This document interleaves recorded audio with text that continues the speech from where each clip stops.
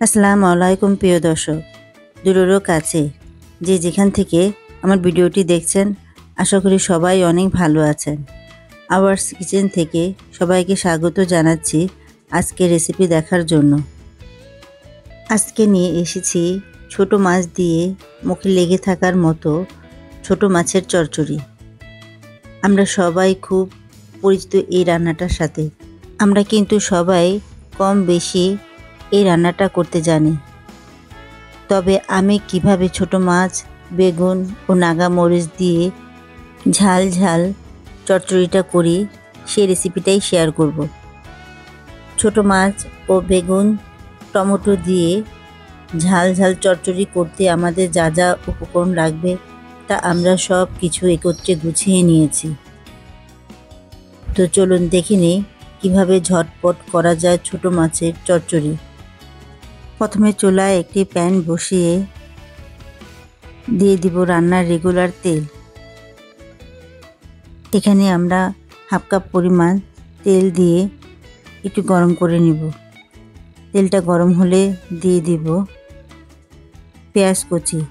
এখানে আমরা 1/4 কাপ পরিমাণ পেঁয়াজ কুচি দিয়ে দিব। এখন তেলের সাথে পেঁয়াজটাকে ভালো করে নেড়ে চেড়ে হালকা একটু ভেজে নেব। পেঁয়াজ কুচিটা ভাজা হলে দিয়ে দিব রসুন বাটা। এখানে আমরা 1 টেবিল চামচ পরিমাণ রসুন বাটা দিয়ে দেব। এখন পেঁয়াজ, রসুন ও তেলের সাথে ভালো করে নেড়েচেড়ে ভেজে নেব যাতে রসুনের কাঁচা গন্ধটা চলে যায়। এখন দিয়ে দেব হলুদ। এখানে আমরা 2 চা চামচ পরিমাণ হলুদের গুঁড়া দিয়ে দেব। এখন দিব মরিচের গুঁড়া। মরিচের গুঁড়া দিব 1.5 টেবিল চামচ পরিমাণ। স্বাদ মতো লবণ দিয়ে দিব। এখন সব মশলা পেঁয়াজ ও রসুন বাটার সাথে ভালো করে নেড়ে চেড়ে মিশিয়ে একটু ভেজে নেব। এখন দিয়ে দিব পানি। মশলাগুলো কষানোর জন্য আমরা হাফ কাপ পরিমাণ পানি দিয়ে দিব। পানিটা দিয়ে নেড়ে চেড়ে মশলাগুলো পানির সাথে মিশিয়ে নেব। তো মেশানো হয়ে গেলে ঢাকনা দিয়ে ঢেকে কিছুক্ষণের জন্য মশলাটা আমরা কষিয়ে নেব। ফিরে এসেছি কিছুক্ষণ পর। তো মশলাটা আমাদের কষানো হয়ে গিয়েছে, তেলটাও উপরে উঠে এসেছে। এখন একটু নেড়ে চেড়ে মশলাতে আমরা দিয়ে দিব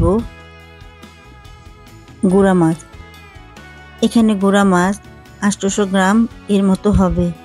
বাজার থেকে 1 কেজি মাছ নিয়ে আসা হয়েছিল। তো কেটে ময়লা ফেলে পরিষ্কার করে ধুয়ে নিয়েছি। যেহেতু মাছগুলো ছোট, তো আমরা খুব বেশি নাড়াচাড়া করব না, আলতোভাবে একটু নেড়ে দিয়ে দিব পানি।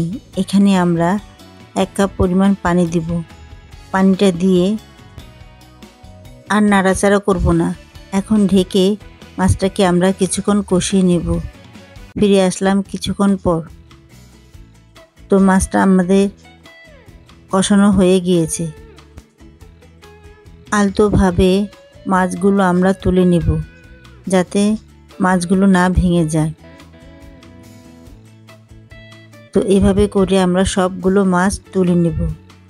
বাকি মশলায় আমরা দিয়ে দিব বেগুন।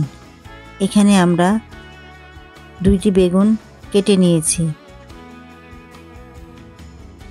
তো বেগুনগুলো দিয়ে মশলার সাথে নেড়ে চেড়ে ভালো করে মিশিয়ে নেব এবং ঢাকনা দিয়ে ঢেকে কিছুক্ষণ কষিয়ে নেব।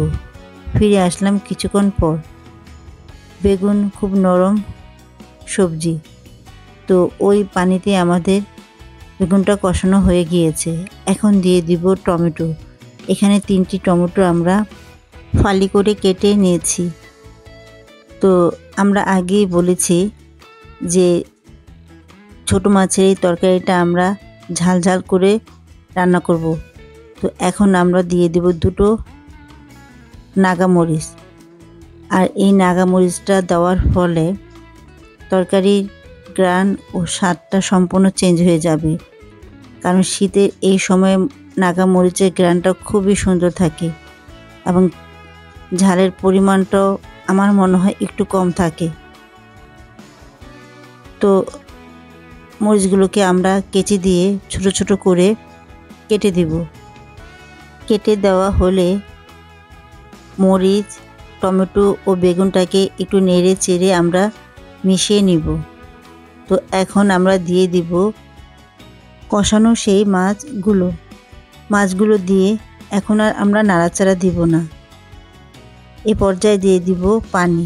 এখানে আমরা 1 কাপ পরিমাণ পানি দিয়ে দিব। পানিটা দিয়ে আর আমরা নাড়াচাড়া করব না। প্যানটাকে আমরা হালকা নেড়ে চেড়ে পানির সাথে একটু মিশিয়ে নিব। মেশানো হলে ঢাকনা দিয়ে ঢেকে কিছুক্ষণ আমরা রান্না করব। তো আমরা ফিরে আসলাম কিছুক্ষণ পর। তো রান্নাটা আমাদের মোটামুটি হয়ে গিয়েছে।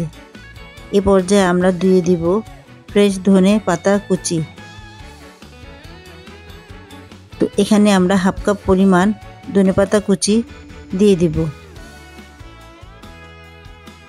ধনেপাতা কুচিটা আমাদের দেওয়া হয়ে গেলে হালকাভাবে ধনেপাতাগুলোকে একটু আমরা ছড়িয়ে দিব।